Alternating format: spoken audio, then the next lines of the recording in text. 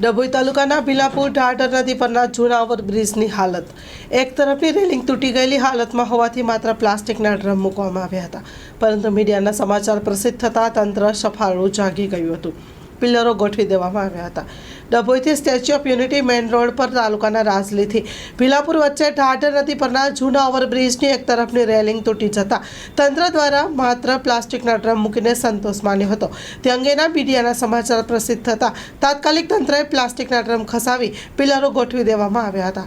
અવરજવર કરતા વાહન ચાલકોને સલામતી અંગે તૂટી ગયેલા જૂના ઓવરબ્રિજને રિપેર કરવા વાહન ચાલકોની માંગ ઉઠી છે. Story report by Lalbhai Bhathiyara, Dabhoi.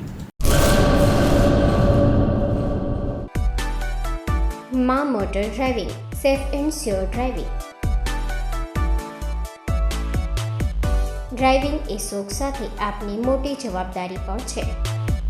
અમારા ઇન્સ્ટ્રક્ટર દ્વારા સચોટ અને સરળ માર્ગદર્શન. આપની રોજની તાલીમની માહિતી મેળવીને શું અધુરાશ છે એના ઉપર પૂરું ફોકસ કરાય છે.